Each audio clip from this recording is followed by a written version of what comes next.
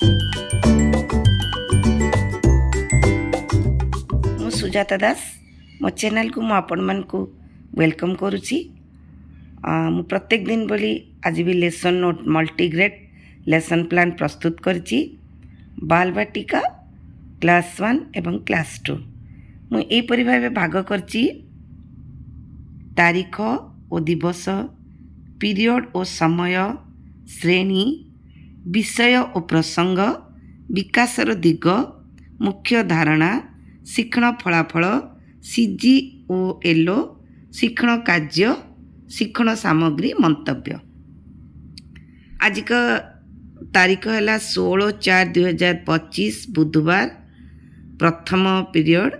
ପ୍ରତ୍ୟେକ ଦିନ ଭଳି 6:30ରୁ 6:45 ପ୍ରାର୍ଥନା ହେବ। ମୋର ପ୍ରଥମ ପିରିୟଡ଼ଟି ଭାଗ ହୋଇଛି 6:45ରୁ 7:30। ଶିଶୁ ବାଟିକା ପ୍ରଥମ ଓ ଦ୍ୱିତୀୟ ଶ୍ରେଣୀକୁ ନେଇ ସ୍ୱାସ୍ଥ୍ୟ ଓ ପରିଷ୍କାର ପରିଚ୍ଛନ୍ନତା ଯାଞ୍ଚ କରାଇବି। ତା'ର ବିକାଶର ଦିଗ ରହିବ ଶାରୀରିକ ବିକାଶ, ମୁଖ୍ୟ ଧାରଣା ରହିବ ପରିଷ୍କାର ପରିଚ୍ଛନ୍ନତାର ମହତ୍ତ୍ୱ ଜାଣିବେ, ଫଳାଫଳ ରହିବ ଶିକ୍ଷଣ ଫଳାଫଳ ପରିଷ୍କାର ପରିଚ୍ଛନ୍ନ ରହିବେ। ଆର ଏଲୋ ହେଲା CG1 C 1.2। ଶିକ୍ଷଣ କାର୍ଯ୍ୟ ହେଲା ପିଲା ପରିଷ୍କାର ପରିଚ୍ଛନ୍ନତା ପ୍ରତି ଦୃଷ୍ଟି ଦେବି, ପିଲାଙ୍କର ପରିଷ୍କାର ପରିଚ୍ଛନ୍ନତା ପ୍ରତି ଦୃଷ୍ଟି ଦେବି, ପରିଷ୍କାର ପରିଚ୍ଛନ୍ନତାର ମହତ୍ତ୍ୱ ବୁଝାଇବି। ଆର TLM ନାକଲ ସମୟ ଶିଶୁ ବାଟିକା 3 ଓ ପ୍ରଥମ ଶ୍ରେଣୀକୁ ନେଇ ସେଇ ପ୍ରଥମ ପିରିୟଡ଼, ସେଇ ସମୟ ହେଲା 6:45ରୁ 7:30। ସର୍କଲ ସମୟ ତାଙ୍କର। ତା'ର ବିକାଶର ଦିଗ ହେଲା ସାମାଜିକ, ଆବେଗିକ, ନୈତିକ। ଆଉ ତା'ର ମୁଖ୍ୟ ଧାରଣା ହେଲା ପିଲାମାନେ ପରସ୍ପରକୁ ଜାଣିବେ। ଶିକ୍ଷଣ ଫଳାଫଳ ହେଲା ପିଲାମାନେ ପରସ୍ପରର ନାମ ଜାଣିବେ। ତା'ର ଏଲୋ ହେଲା CG4 C 4.2। ଶିକ୍ଷଣ କାର୍ଯ୍ୟ 1ରେ ପାଖାପାଖି 2 ଜଣ ପିଲାଙ୍କୁ ଠିଆ କରାଇ ପରସ୍ପରର ନାମ ପଚାରିବେ ସେମାନେ, ଏବଂ ପସନ୍ଦ ଓ ନାପସନ୍ଦ ପଚାରି ପଚରାପଚରି ହେବେ। ଜଣେ ଜଣକୁ ପଚାରିବ ତୋର ପସନ୍ଦ କ'ଣ ଆଉ ନାପସନ୍ଦ କ'ଣ, ଏହିପରି ପରସ୍ପର କଥାବାର୍ତ୍ତା ହେବେ। ପ୍ରଥମ ପିରିୟଡ଼ 6:45ରୁ 7:30। ଦ୍ୱିତୀୟ ଶ୍ରେଣୀ ପିଲାଙ୍କ ପାଇଁ ରହିଛି ଭାଷା ହେଲା ଆମ ଗାଁ, ତାଙ୍କର ବିଷୟ ଆଉ ପ୍ରସଙ୍ଗ ରହିଛି ଆମ ଗାଁ। ତାପରେ ବିକାଶର ଦିଗ ରହିଛି ଭାଷାଗତ ବିକାଶ। ତା'ର ମୁଖ୍ୟ ଧାରଣା ରହିଛି ଚିତ୍ର ପଠନ। ପ୍ରତ୍ୟାଶିତ ଫଳାଫଳ ରହିଛି ଚିତ୍ର ସମ୍ବନ୍ଧୀୟ ନିର୍ଦ୍ଦିଷ୍ଟ ଉତ୍ତରମୂଳକ ପ୍ରଶ୍ନର ଉତ୍ତର ଦେବେ। ତା'ର ଏଲୋ ରହିଛି ECL 5.1। ଶିକ୍ଷଣ କାର୍ଯ୍ୟ 1ରେ ୟୁ ଆକୃତିରେ ପିଲାଙ୍କୁ ବସାଇ ଚିତ୍ର ପୋଷ୍ଟର ଦେଖାଇ କିଛି ସଂକ୍ଷିପ୍ତ ପ୍ରଶ୍ନ ପଚାରିବି, ଯଥା ସ୍ତ୍ରୀ ଲୋକମାନେ କୂଅମୂଳରେ କ'ଣ କରୁଛନ୍ତି, ସ୍ତ୍ରୀ ଲୋକଟି ତୁଳସୀ ଚଉରାରେ କ'ଣ କରୁଛନ୍ତି, ଏହିପରି ସଂକ୍ଷିପ୍ତ ନିର୍ଦ୍ଦିଷ୍ଟ ଉତ୍ତରମୂଳକ ପ୍ରଶ୍ନ ପଚାରିବି। ଆଉ ତା'ର TLM ରହିବ ବା ଶିକ୍ଷଣ ସାମଗ୍ରୀ ରହିବ ଗାଁର ସକାଳର ଚିତ୍ର ପୋଷ୍ଟର। ତା'ର ଦ୍ୱିତୀୟ ପିରିୟଡ଼ଟି ଏହିପରି ଭାବେ ଭାଗ କରିଛି। ସମୟ ହେଲା 7:30ରୁ 8:15। ଶିଶୁ ବାଟିକା 3, ତାଙ୍କର ବିଷୟ ଆଉ ପ୍ରସଙ୍ଗ ରହିଛି ସଂଖ୍ୟା ଓ ପରିବେଶ ଜ୍ଞାନ। ବିକାଶର ଦିଗ ହେଲା ବୌଦ୍ଧିକ ବିକାଶ। ମୁଖ୍ୟ ଧାରଣା ହେଲା ଅଧା ଓ ପୁରାର ଧାରଣା ପାଇବେ। ଆଉ ପ୍ରତ୍ୟାଶିତ ଫଳାଫଳ ହେଲା ଖଣ୍ଡଚିତ୍ରକୁ ଯୋଡ଼ି ପୂର୍ଣ୍ଣଚିତ୍ର କରିପାରିବେ। ତାଙ୍କର ଏଲୋ ହେଲା CG7 C 7.1। ଶିକ୍ଷଣ କାର୍ଯ୍ୟ 1ରେ ଶିଶୁ ବାଟିକା 3ର କାର୍ଯ୍ୟପଦ 5 କରାଇବି। ଆଉ ଶିକ୍ଷଣ କାର୍ଯ୍ୟ 2ରେ ଖଣ୍ଡଚିତ୍ରକୁ ଯୋଡ଼ି ପୂର୍ଣ୍ଣଚିତ୍ର ସେମାନେ କରିବେ। ଶିକ୍ଷଣ ସାମଗ୍ରୀ ରହିଲା ଶିଶୁ ବାଟିକା 3ର କାର୍ଯ୍ୟ ପୁସ୍ତିକା। ପ୍ରଥମ ଶ୍ରେଣୀ ପିଲା ସେଇ ଦ୍ୱିତୀୟ ପିରିୟଡ଼ 7:30ରୁ 8:15।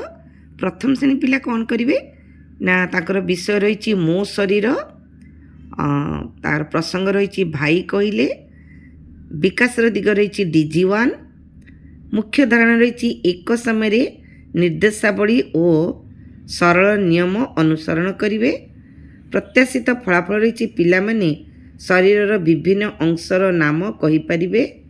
ତା'ର ଏଲୋ ରହିଛି HW 3.4। ଶିକ୍ଷଣ କାର୍ଯ୍ୟ 1ରେ ବାବଲି କଣ୍ଢେଇର ହାତ ନାହିଁରେ ଗୀତଟି ଗାଇ ଶରୀରର ବିଭିନ୍ନ ଅଙ୍ଗର କାମ ବିଷୟରେ ଅବଗତ କରାଇବି।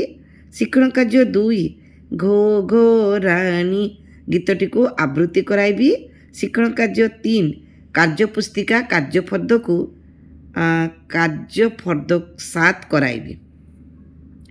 ତାର ଶିକ୍ଷଣ ସାମଗ୍ରୀ ରହିଛି କବିତା ବିଦ୍ୟା ପ୍ରବେଶର 58 ପୃଷ୍ଠାରେ, ଯେଉଁଟାକି ଘୋ ଘୋ ରାଣୀ କବିତାଟି ବିଦ୍ୟା ମାନେ ଯେଉଁ ପ୍ରବେଶ ପୁସ୍ତିକାର 58 ପୃଷ୍ଠାରେ ଅଛି। ଆଉ କାର୍ଯ୍ୟପୁସ୍ତିକା ସେଇ ଦ୍ୱିତୀୟ ପିରିୟଡ଼ରେ ଦ୍ୱିତୀୟ ଶ୍ରେଣୀ ପିଲା କ'ଣ କରିବେ ନା ତାଙ୍କର ବିଷୟ ରହିଛି ଭାଷା, ଚିତ୍ର ଦେଖ ଓ କହ। ତାଙ୍କର ବିକାଶର ଦିଗ ରହିଛି ଡିକୋଡ଼ିଂ, ଲିଖନର ବିକାଶ, ଭାଷାଗତ ବିକାଶ। ତାଙ୍କର ମୁଖ୍ୟ ଧାରଣା ରହିଛି ଚିତ୍ର ଦେଖି ଚିତ୍ର ସମ୍ପୂର୍ଣ୍ଣ କରିବେ, ଆଉ ଉକାର ମାତ୍ରା ଶବ୍ଦ ପଢ଼ିବେ ଓ ଲେଖିବେ। ପ୍ରତ୍ୟାଶିତ ଫଳାଫଳ ରହିଛି ଉକାର ମାତ୍ରାଯୁକ୍ତ ଶବ୍ଦ ପଢ଼ିବେ ଓ ଲେଖିବେ।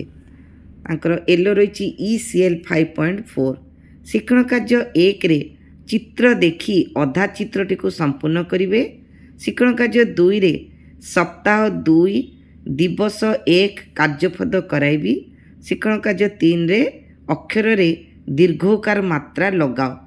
ସେଥିରେ ରହିଛି ଚିତ୍ର କାର୍ଡ଼, କାର୍ଯ୍ୟପୁସ୍ତିକା ଆଉ କାର୍ଯ୍ୟଫର୍ଦ୍ଦ। ତାର ଶିକ୍ଷଣ ସାମଗ୍ରୀ ତୃତୀୟ ପିରିୟଡ଼ଟି ଏହିପରି ଭାଗ କରିଛି ସମୟ 8:15ରୁ 9ଟା। ଶିଶୁ ବାଟିକା 3 ଶ୍ରେଣୀ, ଆଉ ତାଙ୍କର ବିଷୟ ହେଲା କଳା ସୌନ୍ଦର୍ଯ୍ୟବୋଧର ବିକାଶ। ତାଙ୍କର ବିକାଶର ଦିଗ ହେଲା କଳା ସୌନ୍ଦର୍ଯ୍ୟବୋଧର ବିକାଶ। ମୁଖ୍ୟ ଧାରଣା ହେଲା କଳ୍ପନା ଶକ୍ତିର ବିକାଶ। ପ୍ରତ୍ୟାଶିତ ଫଳାଫଳରେ ଚିତ୍ରରେ ଉପଯୁକ୍ତ ରଙ୍ଗ ଦେବେ। ଏଲୋ ରହିଛି CG12 C12.1। ଶିକ୍ଷଣ କାର୍ଯ୍ୟ 1 ବିନ୍ଦୁ ଯୋଡ଼ି ଚିତ୍ରକୁ ସମ୍ପୂର୍ଣ୍ଣ କରି ରଙ୍ଗ ଦିଅ। ଏଇଭଳି କିଛି ଚିତ୍ର ଦେଇଦେବି, ତାର ବିନ୍ଦୁ ଯୋଡ଼ିକି ପିଲାମାନେ ସମ୍ପୂର୍ଣ୍ଣ କରିବେ ଏବଂ ରଙ୍ଗ ଦେବେ। ତାର ଶିକ୍ଷଣ ସାମଗ୍ରୀ ରହିଛି ଚିତ୍ର କାର୍ଡ଼ ଓ ରଙ୍ଗ। ଏଇ ତୃତୀୟ ପିରିୟଡ଼ ପ୍ରଥମ ଶ୍ରେଣୀ ପିଲା, ତାଙ୍କର ବିଷୟ ରହିଛି ମୋ ଶରୀର, ପ୍ରସଙ୍ଗ ରହିଛି ଆସ ଗୀତ ଗାଇବା, ଆଉ ତମର ବିକାଶର ଦିଗ ରହିଛି DG2, ଆଉ ମୁଖ୍ୟ ଧାରଣା ରହିଛି କବିତାଟିକୁ ଆବୃତ୍ତି କରିବେ। ପ୍ରତ୍ୟାଶିତ ଫଳାଫଳ ଶରୀରର ବିଭିନ୍ନ ଅଂଶର ନାମ ଓ କାମ କହିପାରିବେ। ତାଙ୍କର ଏଲୋ ରହିଛି ECL 1.3.4 ର A। ଶିକ୍ଷଣ କାର୍ଯ୍ୟ 1ରେ ଏଇଟି ମୋର ଦେହ କବିତାଟିକୁ ଅଙ୍ଗଭଙ୍ଗୀ ସହ ଗାନ କରିବେ ବା ଆବୃତ୍ତି କରିବେ। ଶିକ୍ଷଣ କାର୍ଯ୍ୟ 2ରେ ରହିଛି କବିତା ସମ୍ବନ୍ଧୀୟ ମୌଖିକ ପ୍ରଶ୍ନ ପଚାରିବି। କବିତାଟିକୁ ମୁଁ ଅଙ୍ଗଭଙ୍ଗୀ ସହ ଆଗେ ଗାନ କରିବି, ପିଲାମାନେ ମୋତେ ଅନୁକରଣ କରି ଗାନ କରିବେ, ତାପରେ ସେ କବିତା ସମ୍ବନ୍ଧୀୟ କିଛି ମୌଖିକ ପ୍ରଶ୍ନ ପଚାରିବି। ଶିକ୍ଷଣ ସାମଗ୍ରୀ ରହିଛି କବିତା ଚାର୍ଟ। ଏଇଟି ମୋର ଦେହ এই ଗୀତଟିର ଚାର୍ଟଟି। ତୃତୀୟ ପିରିୟଡ଼ ସେଇ ଦ୍ୱିତୀୟ ଶ୍ରେଣୀ ପିଲାଙ୍କର ପାଇଁ ରହିଛି ବିଷୟ ରହିଛି ଗଣିତ, ପ୍ରସଙ୍ଗ ରହିଛି ଚିତ୍ରକୁ ଚିହ୍ନିବା, ବିକାଶର ଦିଗ ରହିଛି ବୌଦ୍ଧିକ ବିକାଶ, ମୁଖ୍ୟ ଧାରଣା ରହିଛି ଦ୍ୱିମାତ୍ରିକ ଆକୃତି ଚିହ୍ନଟ। ପ୍ରତ୍ୟାଶିତ ଫଳାଫଳ ରହିଛି ଦ୍ୱିମାତ୍ରିକ ଆକୃତି ଚିହ୍ନି ପାରିବେ, ଚିହ୍ନିବେ ବା ଚିହ୍ନଟ କରିବେ। ଆଉ CG/L ରହିଛି ILM 5.25। ଶିକ୍ଷଣ କାର୍ଯ୍ୟ ରହିଛି ଶିକ୍ଷଣ କାର୍ଯ୍ୟ 1ରେ ବିଦ୍ୟାଳୟ ଓ ଶ୍ରେଣୀଗୃହରେ କେଉଁ କେଉଁ ଜିନିଷ ନିମ୍ନ ଆକୃତିର ତୁମେ ଦେଖୁଛ, ମାନେ ଗୋଲକ, ଆୟତଚିତ୍ର, ତ୍ରିଭୁଜ, ବର୍ଗଚିତ୍ର, ଏଇସବୁ ଆକୃତିର କ'ଣ କ'ଣ ଜିନିଷ ସବୁ ବିଦ୍ୟାଳୟମାନଙ୍କରେ ବା ଶ୍ରେଣୀଗୃହରେ ଦେଖୁଛ କୁହ, କହିବେ ସେମାନେ। ତାପରେ ଶିକ୍ଷଣ କାର୍ଯ୍ୟ 2ରେ ଅଭ୍ୟାସ କାର୍ଯ୍ୟର 5 ନମ୍ବର ପୃଷ୍ଠା 6 ବା ଗଣିତ କାର୍ଯ୍ୟପୁସ୍ତିକା କରାଇବି। ତାପରେ ଗଣିତ କାର୍ଯ୍ୟପୁସ୍ତିକା ଦିବସ 1 ସପ୍ତାହ 2 କରାଇବି। ଦିବସ ନୁହଁ, ତୁମର ସପ୍ତାହ 2ର ଦିବସ 1ଟି କରାଇବି। ତାପରେ ୟାର ଶିକ୍ଷଣ ସାମଗ୍ରୀ ରହିଛି GK କିଡ୍ସ। ତାପରେ ଏଇଭଳି ଚିତ୍ର କାର୍ଡ଼, ଗୋଲକ, ଆୟତଚିତ୍ର, ତ୍ରିଭୁଜ, ଚତୁର୍ଭୁଜ ଏଇଗୁଡ଼ାର ଚିତ୍ର ମାନେ କାର୍ଡ଼ବୋର୍ଡ଼ ବନେଇକି ଆଣିଥିବି। କାର୍ଯ୍ୟପୁସ୍ତିକା। ତାପରେ 9ଟାରୁ 9:45 ଆମର ରହିବ ଭୋଜନ ବିରତି। ତାପରେ 9:45ରୁ 10:30 ଆମର ଚତୁର୍ଥ ପିରିୟଡ଼। ଶ୍ରେଣୀ ହେଲା ଶିଶୁ ବାଟିକା 3। ତାଙ୍କର ବିଷୟ ଭାଷା, ବିକାଶର ଦିଗ ହେଲା ଭାଷାଗତ ବିକାଶ, ତୁମର ମୁଖ୍ୟ ଧାରଣା ହେଲା ଚ ଅକ୍ଷର ଚିହ୍ନଟ, ପ୍ରତ୍ୟାଶିତ ଫଳାଫଳ ହେଲା ଚ ଅକ୍ଷରକୁ ଚିହ୍ନିବେ ଓ ଲେଖିବେ। ଶିକ୍ଷଣ କାର୍ଯ୍ୟ ହେଲା ଶିକ୍ଷଣ କାର୍ଯ୍ୟ 1ରେ ଓଡ଼ିଆ ହସ୍ତାକ୍ଷରରେ ଚ ଅକ୍ଷର ଦେଖି ଦେଖି ଲେଖିବେ। ପ୍ରଥମେ ବିନ୍ଦୁ ଯୋଡ଼ି ଅକ୍ଷର ଲେଖିବେ, ତାପରେ ଦେଖି ଦେଖିକି ଲେଖିବେ। ଓଡ଼ିଆ ହସ୍ତାକ୍ଷର କାର୍ଯ୍ୟପଦ 3 ଟିକିଆ ଗାର ଥିବା ହସ୍ତାକ୍ଷର ଓଡ଼ିଆ ହସ୍ତାକ୍ଷର କାର୍ଯ୍ୟପଦ ନେଇଛି ଶିକ୍ଷଣ ସାମଗ୍ରୀ। ପ୍ରଥମ ଶ୍ରେଣୀ ମୋ ଶରୀର ଅସମ୍ପୂର୍ଣ୍ଣକୁ ସମ୍ପୂର୍ଣ୍ଣ କରିବେ। ମୋ ଶରୀର ହେଲା ବିଷୟ ଆଉ ପ୍ରସଙ୍ଗ ହେଲା ଅସମ୍ପୂର୍ଣ୍ଣକୁ ସମ୍ପୂର୍ଣ୍ଣ କରିବେ। ବିକାଶର ଦିଗ ହେଲା DG3। ତାପରେ ମୁଖ୍ୟ ଧାରଣା ହେଲା ଚିତ୍ରର ନିଖୋଜ ଅଂଶକୁ ଚିହ୍ନଟ କରିବେ। ପ୍ରତ୍ୟାଶିତ ଫଳାଫଳ ହେଲା ଚିତ୍ରର ନିଖୋଜ ଅଂଶକୁ ଚିତ୍ର ଯୋଡ଼ି ସମ୍ପୂର୍ଣ୍ଣ କରିବେ ହେଲା। ତାର ଏଲୋ ରହିଛି IL 3.3B।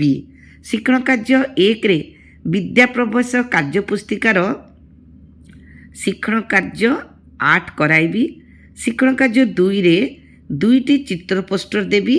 ପ୍ରଥମଟିରେ ସମ୍ପୂର୍ଣ୍ଣ ଚିତ୍ର, ଅନ୍ୟଟିରେ 3-4ଟି ନିଖୋଜ ଚିତ୍ର, ମାନେ ଗୋଟିଏରେ ପୁରା ସମ୍ପୂର୍ଣ୍ଣ ହୋଇ ଚିତ୍ର ଥିବ, ଆଉ ଦ୍ୱିତୀୟ ଚିତ୍ରରେ 3-4ଟି ଜାଗାରେ ନିଖୋଜ ଥିବ। ଚିତ୍ର ଦେଖି ଅନ୍ୟ ଚିତ୍ରର ନିଖୋଜ ଅଂଶକୁ ପିଲା ସମ୍ପୂର୍ଣ୍ଣ କରିବେ। ଶିକ୍ଷଣ ଏଇଟା ହେଲା ମୋର ପ୍ରଥମ ଶ୍ରେଣୀ ପିଲାଙ୍କର। ତାପରେ ତାଙ୍କର ଶିକ୍ଷଣ ସାମଗ୍ରୀ ରହିଛି ଚିତ୍ର କାର୍ଡ଼, ବିଦ୍ୟା ପ୍ରବେଶ ଆଉ କାର୍ଯ୍ୟ ପୁସ୍ତିକା।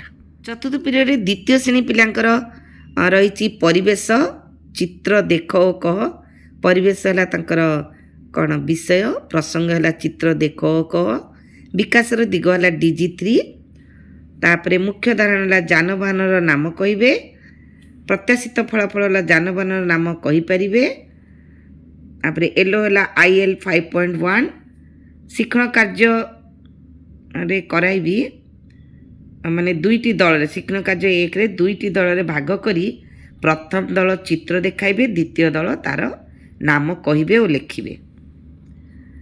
ଆର ଶିକ୍ଷଣ ସାମଗ୍ରୀ ରହିଛି ଯାନବାହନର ଚିତ୍ର। ଆଉ ବିଦାୟ ସମୟରେ ମୁଁ ସବୁ ଶ୍ରେଣୀର ପିଲାଙ୍କୁ ନେଇ ସମଗତ କଣ୍ଠରେ ବନ୍ଦେ ମାତରମ୍ ଗାନ କରାଇବି ଏବଂ ପିଲାଙ୍କୁ ଅନୁକରଣ କରି ଗାଇବାକୁ କହିବି। ଏଇ ଥିଲା ମୋର ଆଜିର lesson plan, multigrade lesson plan. Balvatika class 1 ଓ କ୍ଲାସ୍ 2କୁ ନେଇ ଏହିପରି ପ୍ରତ୍ୟେକ ଦିନ ମୋର ଲେସନ୍ ପ୍ଲାନ୍ ମୋ ଚ୍ୟାନେଲରୁ ଆପଣମାନେ ଦେଖିବାର ସୁଯୋଗ ପାଇପାରିବେ। ମୋ ଭିଡ଼ିଓଟି ଆପଣମାନଙ୍କୁ ଭଲ ଲାଗିଲେ ନିଶ୍ଚିତ ଲାଇକ୍, ସେୟାର ଆଉ ସବସ୍କ୍ରାଇବ୍ କରିବା ପାଇଁ କେବେ ବି ଭୁଲିବେନି।